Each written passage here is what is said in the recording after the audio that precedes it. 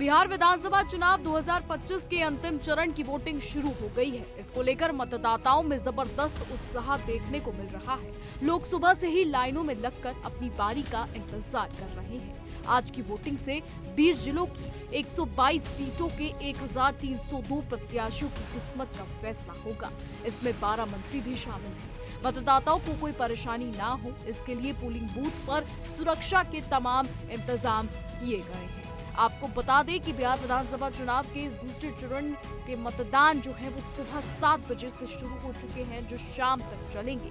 पहले चरण में 6 नवंबर को 65% मतदान हुआ था और अब आपको ये भी बता दें कि चुनाव परिणाम 14 नवंबर को घोषित किए जाएंगे। इसी बीच बिहार विधानसभा चुनाव के दूसरे चरण में निर्दलीय सांसद पप्पू यादव ने अपना मतदान किया है। जी हां, पप्पू यादव ने मतदान कर दिया है और मतदान करने के बाद उन्होंने क्या कुछ कहा है, चलिए पहले वो आपको सुनवाते हैं। एक नए बिहार को लेकर, भ्रष्टाचार मुक्ति को लेकर, इंस्पेक्टर राज, गुंडा राज, न्याय व्यवस्था को लेकर के एक बदलाव, एक बड़ा बदलाव मैं चाहता हूं कि पलायन ना हो, मक्का और मखान पर फैक्ट्री हो, बाढ़ से मुक्ति मिले और हमारे आने वाले जो बच्चे हैं वो अपने परिवार के साथ एक अच्छी इकोनॉमी को लेकर के आगे बढ़े।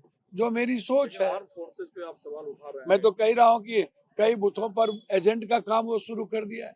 अभी कैलू टोल बराड़ा में 49-45 वहां पर भीतर नहीं जाने दिया जा रहा है, किसी भी मतदाता को लाठीचार्ज किया जा रहा है। वहां आप जाकर के देख लें बराड़ा के कैलू टोल। हाँ, मैंने बात किया, मैंने कहा कई बूथों पर बक्सा आप जाकर के देखिए, ईवीएम खराब है, पशुपालन में ईवीएम खराब है। तो ये क्या है? आप उठ अभी सुबह सुबह जिस तरीके की चीजें चल रही है ये तो गलत है। लोकतंत्र का स्वस्थ परंपरा रखिए ना भाई। भैया मैं तो इतना जानता हूँ, सीमांचल कोसी जिसके साथ खड़ा रहता है सरकार उसकी बनती है। बताते चले कि चुनाव प्रचार में एनडीए ने विकास कार्यों का जिक्र किया, जबकि महागठबंधन ने सामाजिक न्याय और युवाओं के मुद्दे को उठाया है। इसी को लेकर आपको ये भी बता दें कि विधानसभा चुनाव को लेकर जिला प्रशासन हाई अलर्ट पर है। कड़ी सिक्योरिटी के इंतजाम किए गए हैं, फिर चाहे वो पहाड़ी इलाके में हो, फिर चाहे वो मैदानी इलाके में हो।